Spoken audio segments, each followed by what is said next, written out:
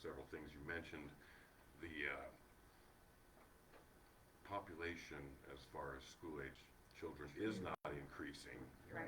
right? So especially the ones in the high school range right now, birth rates immediately following the recession in 2008 and 9 dropped dramatically, Yeah. and Indiana was, I think, if I remember correctly, towards the top of that. So those are just two thoughts to go along with. Thank you for reminding me that, with because we the, did look at census data. With the census data, you know, that Mhm. can explain part of that, so. All right, I will then adjourn the finance committee meeting. All right, we'll reconvene our regular board meeting. And since this is January, we have lots of appointments and elections and things like that to do. So, first item is the election of our officers. We have the president, vice president, secretary, and assistant secretary. So, are there any nominations? We'll start with president. I'd like to nominate Stacy Bussell to remain current president. Second that. Any other nominations? Okay, we'll move on to vice president then. Do we need a vote? Yes. Okay. Individually or as a group? All right, I'm sorry, I wasn't thinking about it, I was just like, well, there's one nomination, so, sorry, She thank tried it you. too. I thought maybe we do it as a group. A group, there we go, we can do a Yes, group we vote. can Can we do a group You vote? can do them all. Okay. All right, That's all what she right, was then. gonna do. Yeah, that was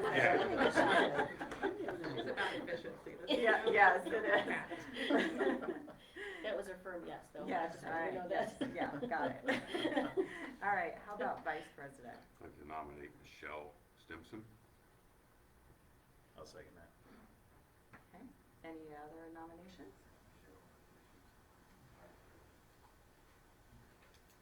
All right, secretary? I'll nominate Dave Hill. I'll second. Okay, any additional nominations? And assistant secretary? I'll nominate Jill Colclasure. I'll second. Any other nominations?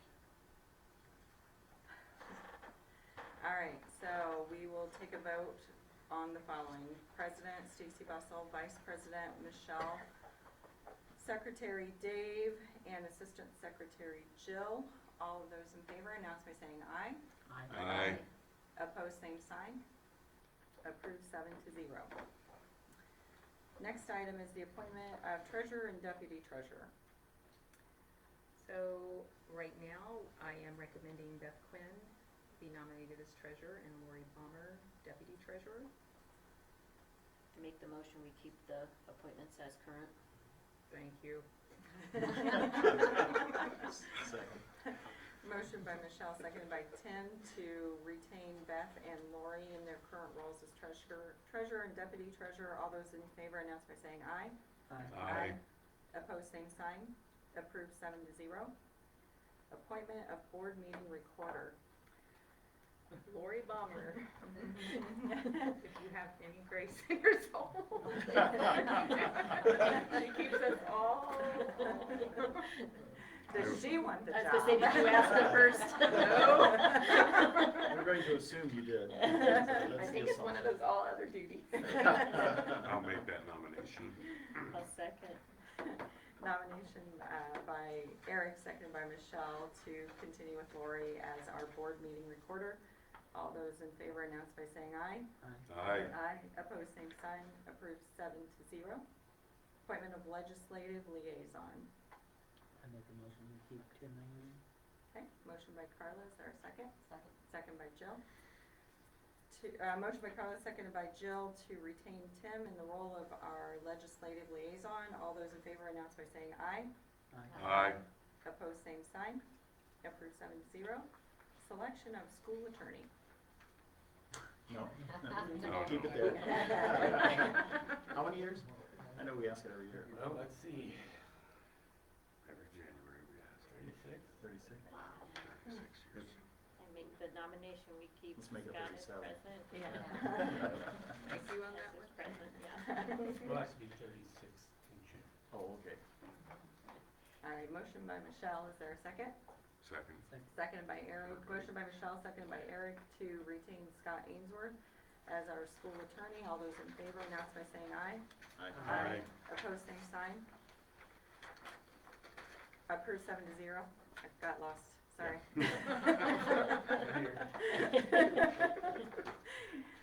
Appointment of the Adams County Redevelopment Commission representative. Point of clarification, that's Decatur Redevelopment Commission. Oh, okay, Yeah. sorry. Oh, No, that's Adams right. County, okay. Okay, Yeah. I make a motion to retain Tim. all right, motion by Carla, is there a second? Second.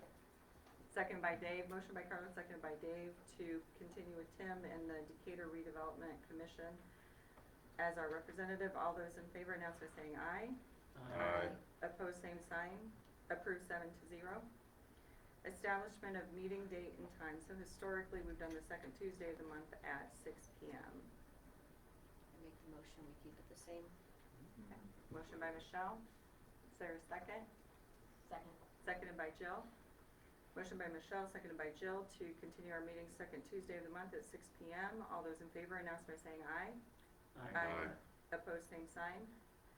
Approved 7-0.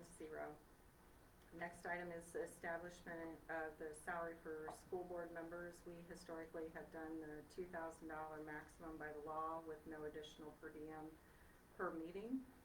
Any discussion around this? Or a motion? Make a motion to keep it at 2,000. Second. Motion by Tim, seconded by Eric to retain our salary at a max of the $2,000 maximum with no additional per diem. All those in favor announce by saying aye. Aye. Opposed, same sign. Approved 7-0.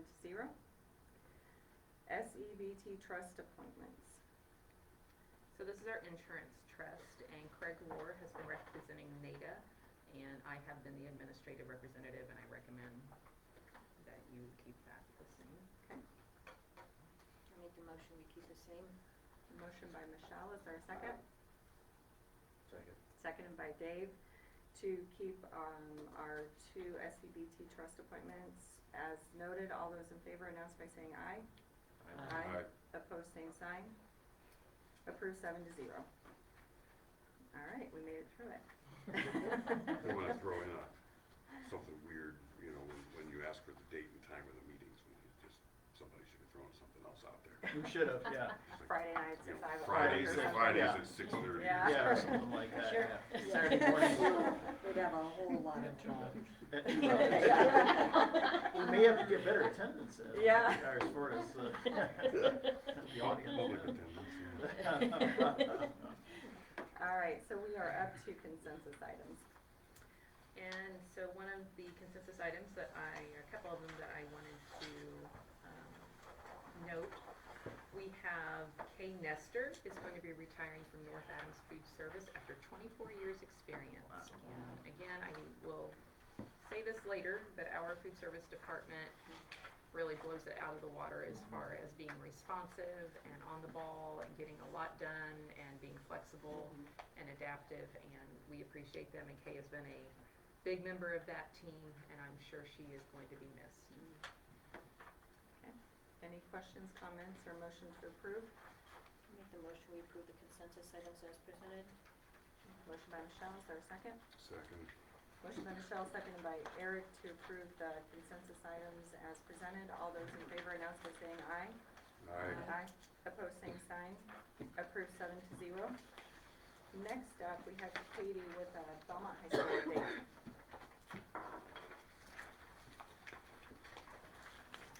How are you guys tonight? Good. Good. So everybody should have a packet in front of them with some of the slides that Tiffany will be scrolling through, but, so this is just kind of my one opportunity to stand before you guys this school year and just kind of brag about some of the things that we have going on at the high school.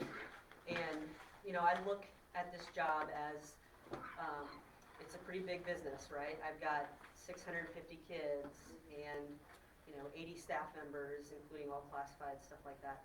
And then you've got parents as well, and we're all kind of part of this business. And so when you look at the scope of that, it's really kind of hard to narrow it down, the things that I want to share. And Last year I shared a little bit about just my stance on school culture and my approach to managing people. And so I'm going to share a little bit about just our programming and give you guys some programming updates tonight. But I don't want to lose sight of the fact that education is completely about the people. It's about it's a people business, and I feel like I'm still new enough here, and I've spent time in 4 other school districts that I can tell you we're very, very blessed. Not just because of the students, but teachers as well. I've observed over 200 teachers in my career in the last 9 years, and I would put all 48 of our teachers at the high school level up against any staff members that I've worked with. Just good intentions, want to do what's best for kids, smart, high achievers, and they go after credentials that allow us to provide the programs that we provide. And so we're really lucky in that regard. So I am going to brag a little bit about our programming and stuff, but none of the programs would be possible or in place if it weren't for the people here, staff, students, and parents included. So yeah, so we'll start off with, I'm just going to kind of take you guys through some updates as far as academics and some of our advanced courses that we are looking to offer starting next school year. We're looking to start an AP art class, and so students will walk away with that. Normally in AP classes, students take an exam at the end or the culmination of the class, and if they earn a 3 or a certain score or higher, they earn dual credit for the class. Colleges award them dual credit. Art is a little different. Kids put together a digital portfolio, and any students that are applying to any art colleges are expected to submit a digital art portfolio, and most colleges and universities will be familiar with the format that advanced placement courses require students to submit. And so we're really excited to be able to offer that, and I'm very thankful for Jenny Machinsky. That was completely her idea, and she approached me about it. That wasn't something I evaluated and said, I think we need to offer this. She came up with that on her own. So again, speaking to the staff that we have here, she's been here for a long time. She could easily just be complacent in her job, and she's not looking to expand opportunities for kids. In terms of our dual credit classes, we are going to be offering a biology class for dual credit next year, so looking at expanding our science dual credit offerings, which is a big deal. 4 out of our 5 offer it for AP, right? Yes, currently we do offer it for AP, yeah. But we're looking at offering it for dual credit. I think we'll pull more students in that way, so. 4 out of our 5 math teachers are currently credentialed to teach dual credit, which is a huge number in comparison to a lot of the previous schools that I've been at. So that's exciting. We just had our youngest teacher finish his master's in December. That comes on the heels of having a new baby too. So he was cranking out 2 classes and had a new baby. So that's been exciting for us. We also, in looking ahead with retirements coming up or looking at expanding opportunities, we try to get some teachers in the pipeline who would be interested in obtaining the credentials necessary to teach for dual credit. And I'm proud to say, have identified a social studies and an additional science teacher that are in the pipeline to be able to offer some of our government classes that we offer for dual credit, our anatomy and physiology classes that we currently offer for dual credit that could be going bye-bye as staff members retire. So we've identified them, and a big focus for us and the guidance staff this year has been making sure that, well, I guess it hasn't been just this year, otherwise none of this would be possible, but I walked in a really sweet spot just because it's I don't want to say it's pretty easy, but it's not difficult to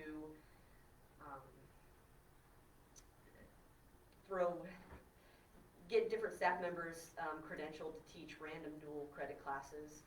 It's much trickier to do it sort of strategically and with an intentionality that allows kids to get their gen ed requirements out of the way their freshman year, or even enter college being a sophomore. They're not going to enter college as a sophomore, if half their dual credit classes are earned in English and ag, they have to earn them across the content areas.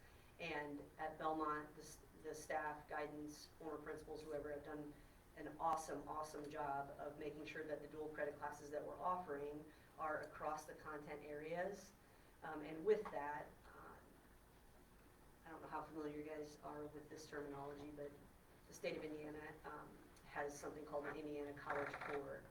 And that is basically a student will earn 30 dual credit hours while they're in high school.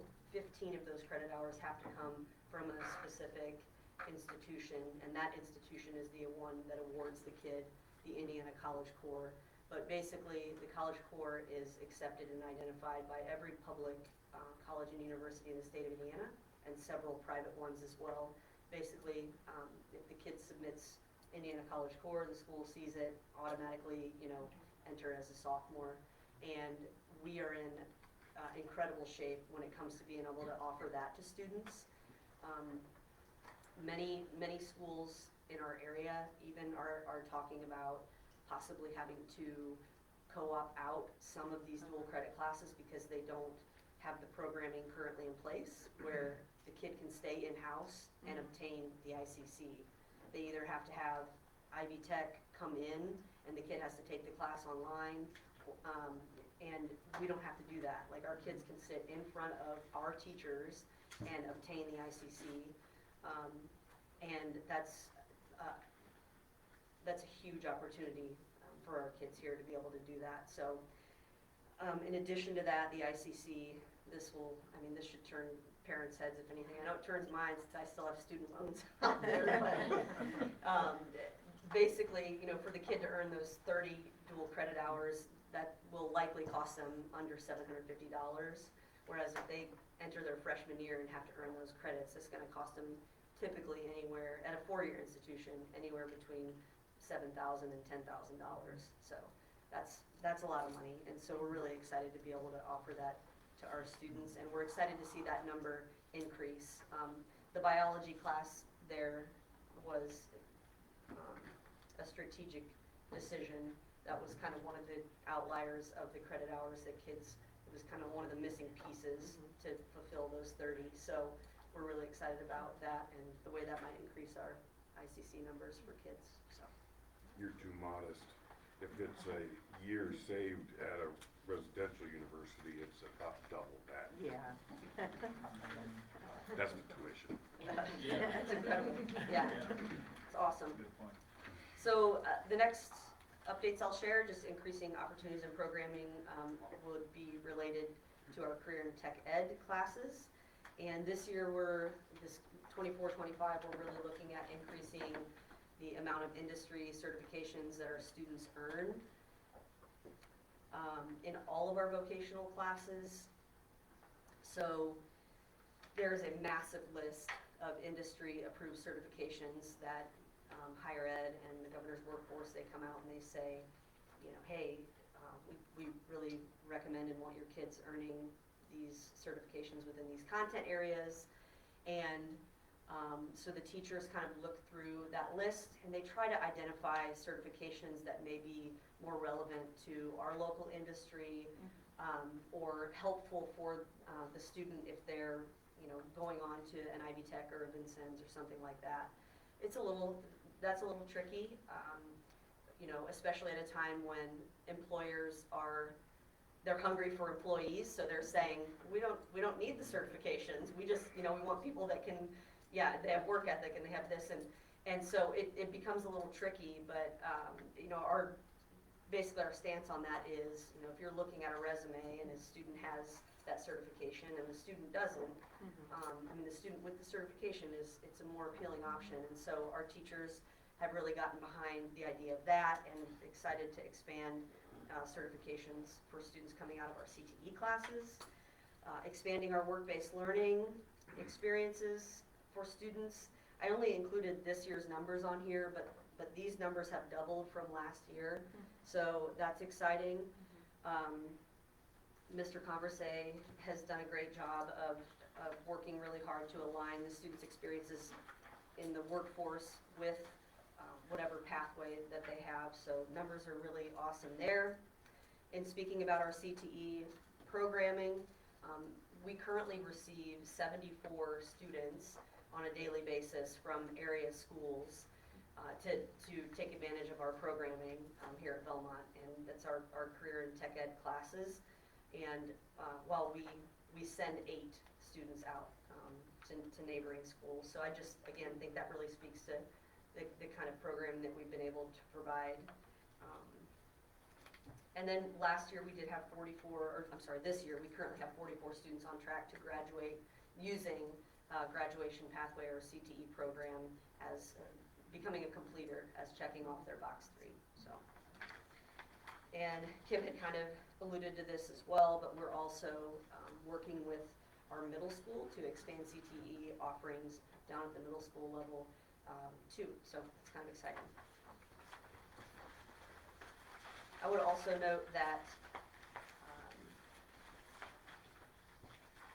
our programming and the resources that we have and what we're able to provide to our students we're very, very grateful for the Decatur Redevelopment Commission and the grant money that they work with us on.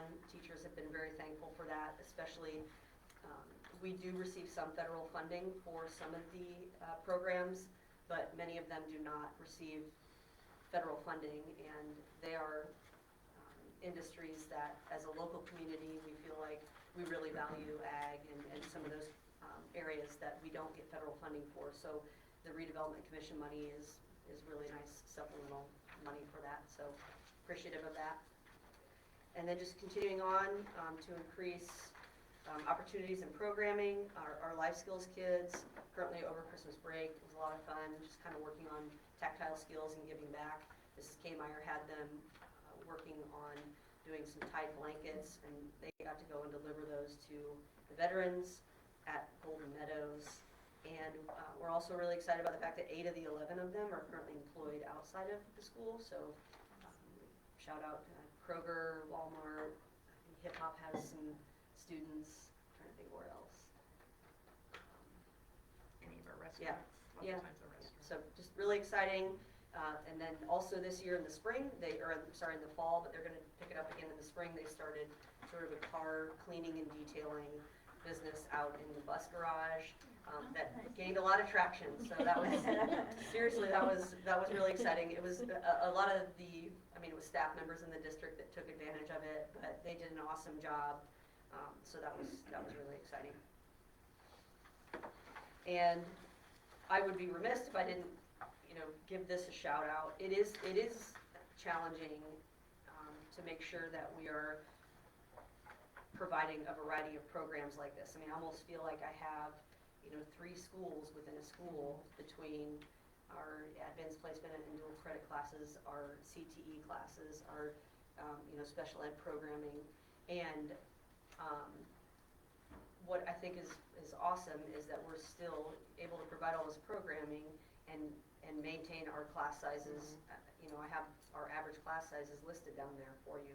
Average math 19, English 19, science 16, social studies 18, world language 17. So I think that's pretty incredible as well. So excited about that. Some testing updates for everybody. Really, I'm only hitting on the, I guess you could say, the main state required exam, which is the SAT. If you guys remember, there used to be I-STEP, and that was required, by students to take. Now there is essentially only the SAT, and it's taken by our juniors, and it is taken during the school day. I would back up and say that prior to taking the SAT, they all take, the 9th, 10th, 11th graders take the PSAT, and it's supposed to be a predictor of how they'll do on the SAT. We obviously use their scores from that. English and math teachers use their scores to drive some of the decisions that they're making. They embed stuff at the beginning of every class period, those types of things.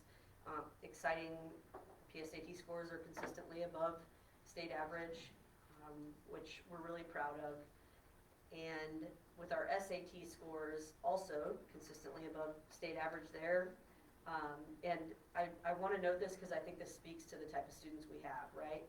Like, this is an exam that is notorious for being for college-bound kids, right? You only took it if you were college-bound. Well, now we're saying it's good for every junior to take this exam. So we've got classrooms full of kids who have a great plan for themselves. They're gonna go work at Thunderbird, or, they have a vocational path, but we still say to them, no, you gotta take this exam, you gotta sit here for 4 hours and do your best on it. And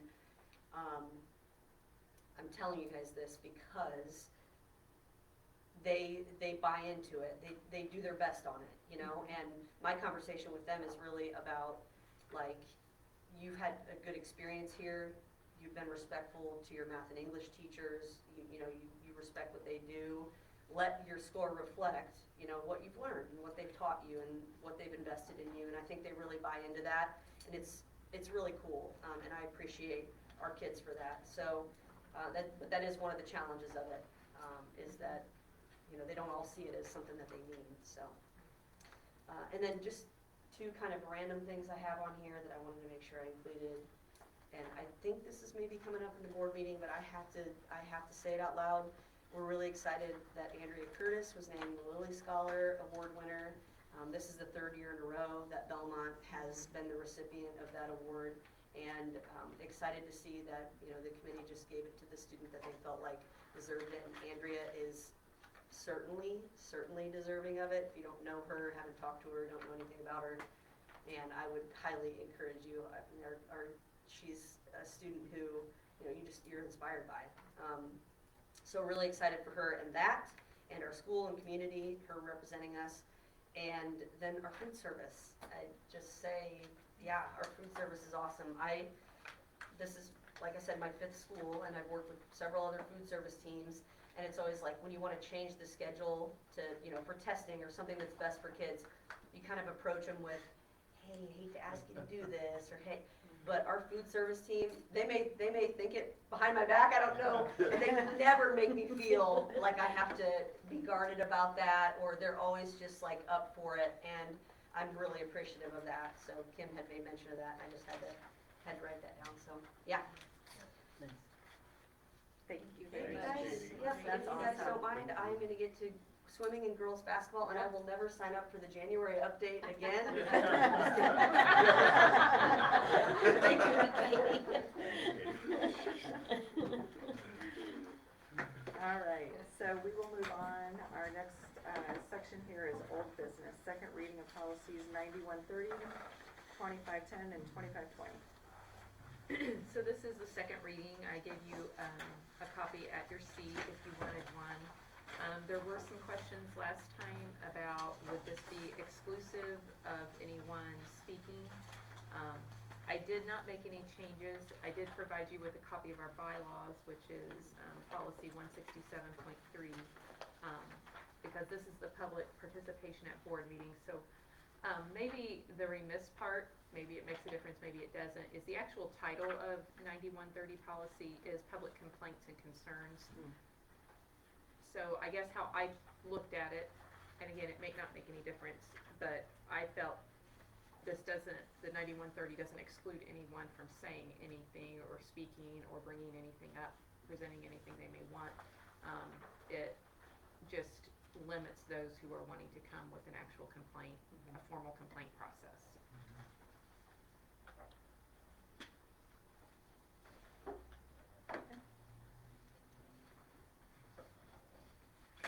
Any questions or comments on the policies? Yeah, obviously I was the one last board meeting that spoke out against, limiting the people that can speak to us or bring, and I continue to support that. I understand why you want to do this or why this has been proposed, and I understand why ISBA has, created the model language and what have you, but I'm a firm believer that anytime you take away the ability to somebody to address the government, which is a constitutional right, that you weaken democracy or weaken our country. And so even though they may be from outside of North Adams, I still feel that they have the right to address us and to, if there is an issue, excuse me, if there's an issue that they have with something that we're doing. I feel that anybody has a right to come to us, so I'll be voting against this. Okay, so do we wanna, I'm sorry, Carla. Well, but isn't it, they could be on the agenda, they just wouldn't do the beginning, the public comment part? I mean, they'd be. They can make whatever comment that, again, follows this Right. policy. But I mean, the ones like he's saying, But is this- people that, This is about complaining about right, staff or the school. This Right. 9130, and again, Scott, you might have more insight, would limit who could wage a formal complaint. Correct. That's all it's limited to. It's It formal. doesn't mean that somebody from Timbuktu It can doesn't make a keep- public comment at a meeting. Okay. But those who wish to levy an official complaint on behalf of the only ones that can do it Okay. are we. so basically, we're not limiting except overall, I mean, we're limiting because of having it being a complaint. But. You're not limiting public comment any more than it already is I mean, again, there's Right. parameters on the Mhm. bylaws on, that the board president does have, and you as board members have an opportunity to, I guess, shut down something that is frivolous or repetitive or whatever. I guess I just feel we've never had this situation. The president has every right to control the meeting. I just, and I'll be done after this, I feel that it limits the ability of people to address their government. I think But that this was put together, though, and recommended by ISBA specifically because of the library and instructional materials, correct? So I think that's why we've never That seemed talked to be about the it. I starting think that's why point, we yeah. never talked about it before, probably then. And like you said, they can still come and do comment. This is only a formal complaint, like to go through Right. the Yeah, procedure. that's what Yeah, I was trying to say, yeah. they still Complain have about an on the opportunity, books we're on not the shelf. totally Right. Yes. shutting them down. Yeah. This is just to, if they wanna go through the steps of the complaint, level 1, level 2, level 3, okay. And part of the complaint policy, because it does address, I mean, it goes everything from personnel through curriculum materials, is with the curriculum materials in particular, the start of the process with that triggers action, and it triggers a workflow that has to happen. It's not just public comment, it triggers a convening of committee, review, it can convene you folks to have, so it's more than a commentary, it is what has to happen and the steps that have to happen to go through a formal complaint. Which is different than just giving public comment. Yes. Okay. And I say we always offer the Yeah. public comment, but then we always offer anybody the opportunity to come to the board and say, I would like to talk about this at your meeting with explanation of, or the why behind it. And that's always our opportunity to say yay or nay. I mean, I don't, and this is coming from, and I see where you're coming from to a point, Tim, but I also look at this as a protective measure because we are now in a society where everything is becoming so ill-controlled that I think unless we look at some parameter to help contain the potential, we're setting ourselves up for some probably, maybe could be bigger problems down the road. And That's the only way I see And I it. appreciate that, and I appreciate that, but quite honestly, the answer to that situation you mentioned, Michelle, is not to start barreling down on the people. I mean, it truly is to ultimately let democracy run its route. And so, yeah, I would say that the answer is not to create additional rules. So, but to utilize the resources and the tools that you have. Yeah. So I thank you for the discussion, I Yeah. appreciate it. I'm really very comfortable with it, with Scott's guidance on the fact that it's just the formal complaint process. It's not the public comment that we're stifling. I appreciate that a lot, so. Yeah. Do we wanna pull that policy out separately and vote on it separately, or vote on all three together, or?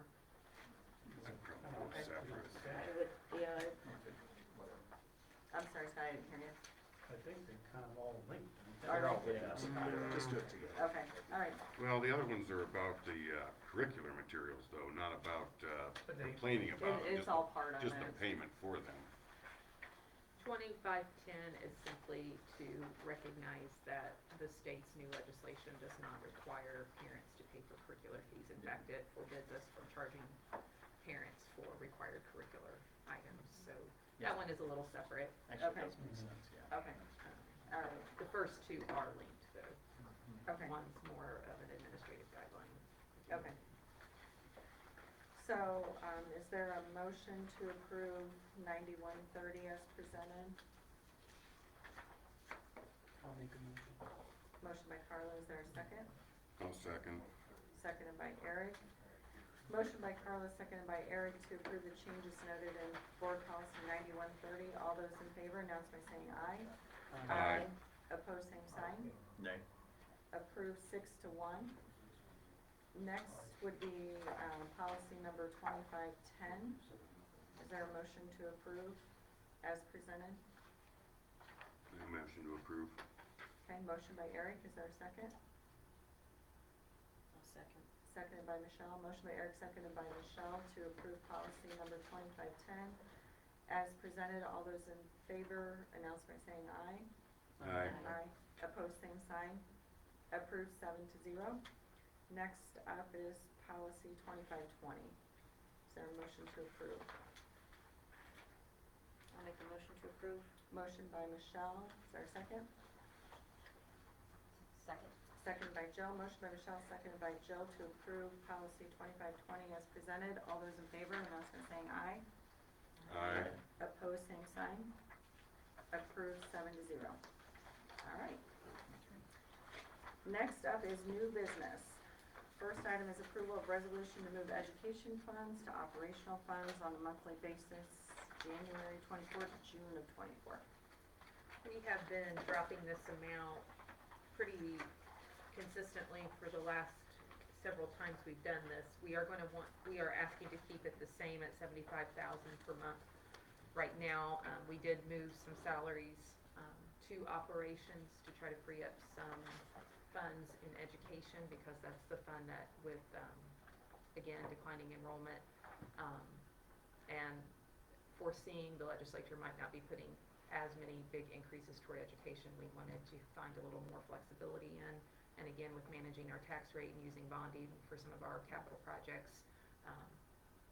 But I think we're at a point we want to stay stagnant for a little bit until we see how the next couple months go and and we also just made a big change with our bus drivers. We want to kind of see how cash flow looks, and then we might come back and revisit. Okay. Any motion to approve or discussion? Motion to approve $75,000 transfer from education to operations January through July this year. June? June, excuse me. No, you're good. I just want to make sure I was. Corrected by June. Okay. Is there a second? Second. Okay. Motion by Eric, seconded by Tim to approve the resolution to move the education funds to operation funds at a rate of $75,000 monthly, January to June of 24. All those in favor announce by saying aye. Aye. Opposed, same sign. Approved 7-0. Next is the approval of the resolution to move education funds to curricular funds, equaling state of Indiana 23-24 curricular fee reimbursement shortfall through October 2nd of 26. Yeah, that's I know. I'm not repeating that whole thing. So this is the first year that we are all the schools are trying to kind of muddle through this new mandate of not charging curricular fees, which has been a great thing for parents. It's been kind of, from a financial and business standpoint, a little hard to navigate because the rule was made without a lot of guidance. So basically what ended up happening, the state approved so much money, and then they divided it by how many kids ended up showing up in public schools in Indiana. So we ended up with about $158 per student. Covered most of our elementary costs, not quite all of our middle school, and not quite by a lot our high school. So we have to put in account 0900 where all of our curricular fees go. So when we got the reimbursement from the state, that's where we put it. Well, we have spent more than we received. So this is just basically you giving permission to Beth to move money from education fund to the curricular fees account line to cover our expenses that weren't covered by the state. So again, right now I think we're asking for, I forgot how much it was. almost $80,000, that we were short in covering, because when the state calculated this, they did not include software costs, they did not include technology devices, and that kind of threw the numbers off. I think this was a great idea, and they meant very well, but they missed a few things, so we're figuring it out, and we're in a lot better shape than some places. Again, having a healthy cash balance is a good thing for when these kinds of things happen, and, but anyway, we need permission to move that money to the 0900 account to cover our shortfall. Just for the record, paperwork shows $77,913.95. Thank you. Is there, any more discussion or a motion to approve? I'll make the motion to approve whatever you said earlier. Yeah, right. Yeah. All right, motion by Tim, is there a second? I'll second. Seconded by Eric. Motion by Tim, seconded by Eric to approve the moving of the money as noted earlier. There you go. Good call. All those in favor announce by saying aye. Aye. Opposed, same sign. Approved 7-0. Next item is the acceptance of the IRS mileage rate change to 67 cents. The IRS did up the mileage reimbursement that we have to use from 65.5 cents per mile to 67 cents per mile. So we just need your approval for that. I'll make the motion to increase as presented. Motion by Michelle, is there a second? Second. Seconded by Tim. Motion by Michelle, seconded by Tim to accept the increased rate in the IRS mileage to 67 cents. All those in favor announce by saying aye. Aye. Opposed, same sign. Approved 7-0. Next up is the Adams Public Library appointment of Dr. Wiley Sirk. So Janet Macklin has stepped down as a library board member, and we have the honor and responsibility of recommending a new appointment, and Wiley Sirk has graciously volunteered to fill that board spot, so I'd like to recommend that he be appointed. I'll make a motion. Motion by Jill, is there a second? Second. Seconded by Dave. Motion by Jill, seconded by Dave to approve Wiley Sirk to our Adams County Public Library board appointment spot. All those in favor announce by saying aye. Aye. Opposed, same sign. Approved 7-0. Yeah, Kim, is that 1 year or 2 years or 4 year? How long is that term? I think it's every 2 It's years. a 4-year term. 4-year term. But I don't know how many Janet has left. Oh, I think she had 2 years left, I think. She's she full was of her just- term Her out. I term, see, yeah. okay. I've I'm not sure. served twice. So you did That's that. why, that's why I know they're 4-year terms. I read that, yeah. He just did it. All right, next item is the approval of a donation. So we have some very generous donations again. Tim Ellerding is donating $1,500 toward the high school band, toward the purchase of a tuba. Tuba. Awesome. Tuba. I need a new tuba. That's So, awesome. We've that was needed my, one for a while. that was my instrument in high Was school. it? Yeah. Very nice. Cool. So that'll be cool. Yeah. And those are hard to replace. Yeah. All those larger instruments that we usually, the kids don't buy them themselves because they're so expensive. That's nowhere close to. Kim, is that one tuba? That's not enough. for That's one. not enough, that's just. Really? That's towards the purchase Oh, of, heavens, no. They're 6 digit, or 5 digits, excuse me, not No 6. kidding. It's a 5 digit, yeah, or approaches, That's hard to believe. yeah. About to be. and is there a second one? I thought our notes had said a Yes, I'm second. sorry, and Okay. Burn Ready Mix is donating $250 toward our high school girls basketball program. Awesome. Cool. All right, is there a motion to approve the donations as presented? Make a motion to approve both of them with our thanks. Motion by Eric, is there a second? Second. Seconded by Dave. Motion by Eric, seconded by Dave to approve the donations as presented. All those in favor announce by saying aye. Aye. Opposed, same sign. Approved 7-0. And we are up to the superintendent's report. I want to welcome everyone back from break in 2024. Few things before I get to yesterday's excitement, I want to make sure I don't forget to cover.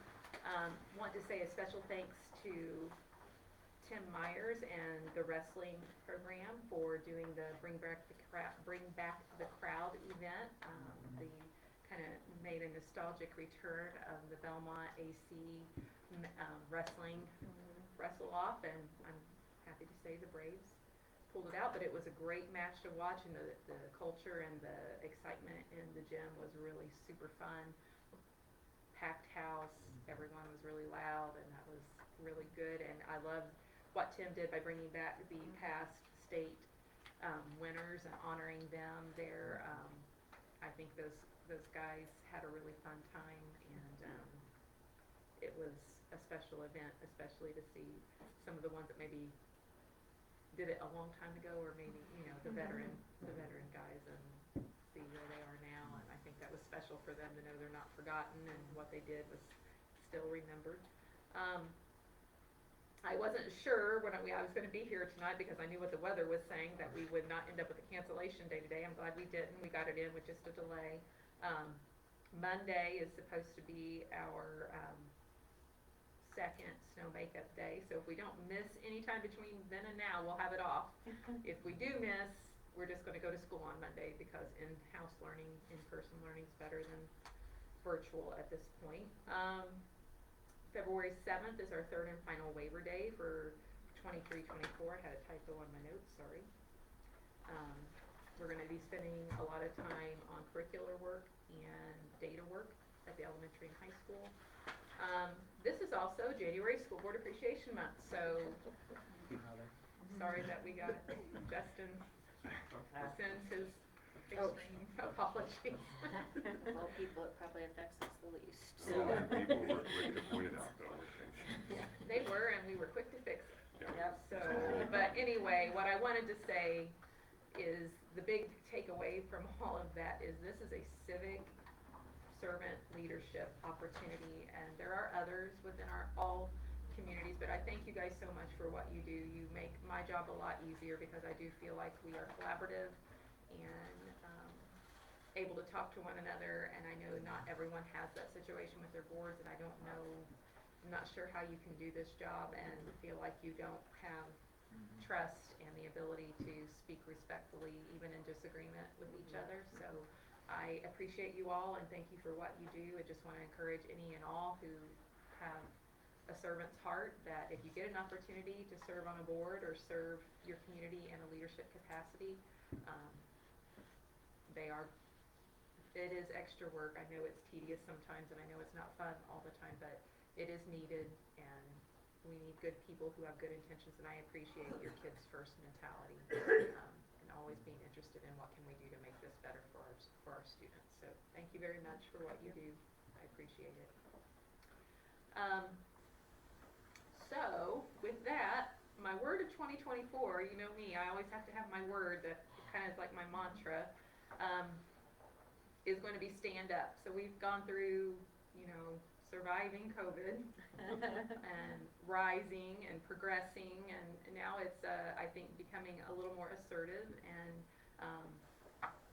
stepping forward, standing up, and saying a lot more about what we're doing well here and what makes us great.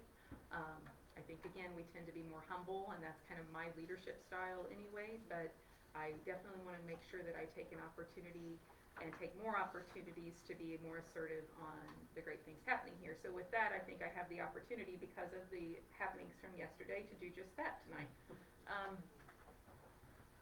So certainly wasn't expecting at 10:30 yesterday morning that we would get emails from these random wannabe terrorists, I guess is what you would call them. And again, we found out later from the state police that this is a group that has done this nationally in different places, to government centers, airports, different things in the last 3 weeks, and they targeted Indiana schools yesterday. Several here in northeastern Indiana, but some from southern and Indianapolis area too, so we weren't alone, which was a good thing. But again, not knowing that at the time, it was a good thing to have. There is comfort in numbers sometimes. But without knowing that, the Adams County schools, and we all talked to superintendents very quickly, because this was happening, again, we didn't get it till 10:30, you don't have time to sit and study and stew, and you don't get all the research, decided that it would be best to take it seriously, even though it looked like it was probably a farce. We don't know. So we we chose to invoke our safety plans and did our relocations and then reunification pretty quickly after that. So the first step was to get kids safe and get them off campus and to our relocation sites. Been talking with law enforcement, who I will give Decatur Police Department a huge shout out. They were wonderful. They called in all their guys. They were big presence at the schools, at the relocation sites, which made us feel much safer, made us feel like no matter, we had much less to fear, that there was going to be somebody show up and do something or whatever the case may be, and just help be a good calming presence, help, again, direct traffic, direct people. Our fire department was wonderful. They showed up and helped, again, block the roads so that when the high school kids had to walk to our relocation site, they didn't have to worry about traffic. They blocked entrances to the site so that we could get set up for reunification and didn't have, again, our processes too impeded with that. So very appreciative of that. I'm also we had done a tabletop exercise with all of our staff at our last flex day. God was there. And we practiced relocation and reunification in a simulation and went and visited our relocation sites and had told people what their different roles would be if we did a reunification and what that would look like. And so again, even though the situation we practiced was different, the processes are the same. You kind of have to adapt them to whatever your purpose is. And all in all, I think things went extremely well. Again, I'm going to probably miss someone, but number one, our bus drivers all got here within 10 minutes, all but 2, Wow. and they were here within 15. So we were able to transport all the elementary and middle school kids by bus to their relocation site safely. They continued to talk to one another when it was reunification time, and they were doing their normal routes and trying to get kids home. And again, where they're not lined up like they're normally lined up, we're having to make sure kids from 3 years old up get to the right bus. It was going to be a slow process. We knew it was. And because in any situation like this where there is a crisis response, the school's job in it is we own the kids. We have to own their safety. We have to own their whereabouts. We have to make sure they are going home and getting home the right way to the right people. So it doesn't matter how much time it's going to take. Our goal is to keep them safe and to get them home to their parents safely. So we knew it was going to be a slow go because it's not the way it's normally done. The kids, they don't recognize the bus isn't where I normally go to. So it took some time, but we got them there, and then we started the staff coming back, or the parents coming and picking them up, and far and beyond, our parents did a great job. I know it was stressful, and I know it was frustrating, and we have some things we can do to try to improve that to a point as far as not clogging up the highways and things like that we've worked with law enforcement the next time around to do. But again, we accomplished our primary goal, which keeping kids safe and getting kids home safely to their parents and reunited with their parents. Our food service staff, they were in the middle of lunch. It was already prepared. I mean, Oh my gosh. we start feeding kids at 10:30 in the morning, 10:40, and so they had already had one meal prepared and had to shuffle and transport food for 1,800 people if you have Oh my adults and kids in 2 different locations. And they got it there, something there within 35 minutes at both locations. Again, they're rock stars. Now, I know there were a few people that were concerned not every kid got fed. You know what? They didn't, not everyone, because the buses came and they were able to start going home, and their parents came and they were able to start going home. And we had snacks there for the ones that needed it, and again, that's one of the things we learned, that probably get some bulk boxes of granola bars and give class sets to some of those teachers. But our 3-year-olds to 8-year-olds got fed, our middle school kids got fed, our high school kids got fed. Unfortunately, the upper elementary got sent home before they could complete going through the line, but no one, again, our primary goal is get them home safe, like they're fine. And I had a kid there. I was the parent probably with the last reunification with their 6-year-old, Yeah. and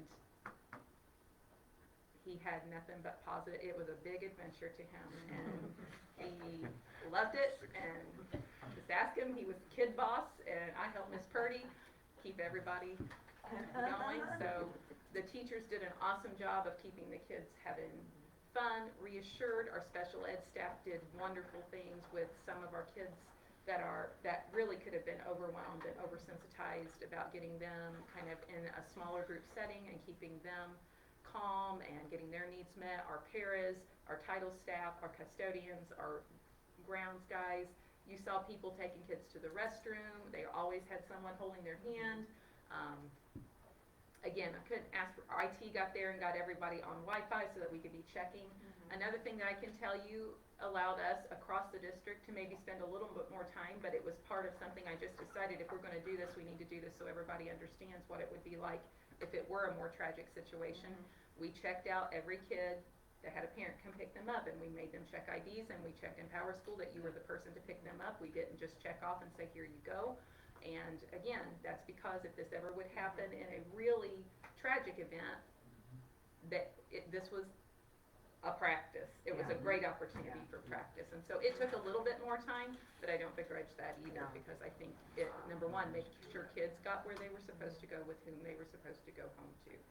I'm trying to think, who else have I not talked about? Oh, Riverside Center staff, Boundless Church staff were wonderful. Did we rock their entire worlds and upset everything they had going on? We absolutely did, but they were so helpful. They were bringing waters to the different staff members who were working, because the adults didn't get to eat all day or drink all day either, and they were trying to help out with that, helping with kids, helping provide whatever they could to accommodate, and we were so thankful for everything they did, and we're very appreciative, and we owe them probably a lot. Maybe we need to go have a service day over there sometime and help them get some work done if they need it. No, I'm forgetting some. Our parents, again, did a great job. Many of them, I know it was frustrating, but they were patient. 99.5% were so patient and appreciative that their kids stayed safe. And again, I appreciated that that's what they felt. And you're not going to make everyone happy, and that's okay. But again, unapologetic. We kept the kids safe. We kept them accounted for. That was our goal, and that's what we accomplished. And we did it very well, and everybody did their jobs admirably. And I'm very proud of everyone. And our kids were awesome. I can tell you, the folks at Boundless Church, folks at Riverside, oh my gosh, I can't believe, your kids are so respectful. They're not going crazy. They're not freaking out. They're just doing what they're supposed to. Yep, it's business as usual. They know what the expectations are, and they're going to do it. So just couldn't be any prouder of everyone. Our community were coming together. We had folks from the city come in and help us. It was wonderful. So appreciative of everyone. Kim, I just want to add, I think, you kind of mentioned at the beginning, like, it wasn't real. You didn't know that at the time. And I think you did absolutely what you needed to do, because until you know it's not real, you have to act like it is. And I just am so impressed with all of it, and I know there's critics, and I know there's people who are gonna criticize, but you did what you needed to do, and like you said, keeping the kids safe, first priority, and you did that, and that's what matters. So, Well, and it can be a very chaotic event anyway, and what you wanna do is you don't wanna increase that anxiety. It's already anxious enough. But we teach all the time, if you see something, say something. Don't take it lightly, because you never know when it's gonna be the real thing, and it's that opportunity that it's gonna happen. And I get the angst from community members not knowing where the kids were, but there's a reason behind a lot of this. You need to keep people safe, because unfortunately these people that incite these kind of activities could care less what the outcomes are, or who cares about what, but they do this intentionally to try to identify where's the mass gonna be. Because that's our next location to hit. And you can never be too cautious. So thank you for sticking to your guns, and the team members and the locations that work with us. And are you guys gonna do any kind of an after action with the community partners to maybe identify some Already areas did with or- police and fire, but we're going to meet, I'm gonna meet with more of them, with maybe some other community partners and the city to staff it from a larger perspective. Again, I think our parochials need to be brought to the table, because we do have some overlap, and we found and where relocation sites are, not thinking that we'd ever have a situation where we'd all be at the same spot. Well, it happened. So anyway, some of those things, I think, and just getting processes in place for some of that, and, again, just staff it from a big picture perspective and see, there's opportunities to improve, don't doubt that one bit, and certainly want to do that. I can tell folks, again, trying to get a different pathway to some of our relocation sites, because we know the elementary, middle school is gonna be where the most traffic congestion is. It's not ever going to be a fast process, because it's not ever going to be a typical, but trying to make it more come from back roads instead of city highways, so that there is opportunity for, because some of the buses even got stuck in some of the traffic and things like that, so try to keep clear paths of traffic and at least a lane open for folks to get where they need to go. As being one of those parents, driving up to the Riverside Center, it was very reassuring. I mean, with the cops everywhere, like you just said. And as soon as I walked in, I saw you and Tiffany first thing, and just adults everywhere, like taking the perimeter of the whole place. And that was so comforting as a parent to see that our kids were safely in the middle of, you know, being surrounded by all these adults that were watching over them. And had both my boys in less than 5 minutes. It was really great. Yeah, they did a great job. That's it. That's it, all right. Any other matters to come before the board? Board member or public comment? February 6th is ISBA State House Day. You know, you're all welcome to come down. It's really an enjoyable morning. I mean, we wrap things up by 1 o'clock, so you're home a decent time. But it's just a way to get in front of the legislators down there and let them know what's going on in public schools. Always have a really good turnout as far as legislators for this event, and so, and there's usually about 250 of us down there, so it's always a good time. So if you have the opportunity, you know, definitely register for it, and we look forward to seeing you down there. All right, well, February 6th. February 6th, all right, adjourn the meeting. Thank you. Thank y'all.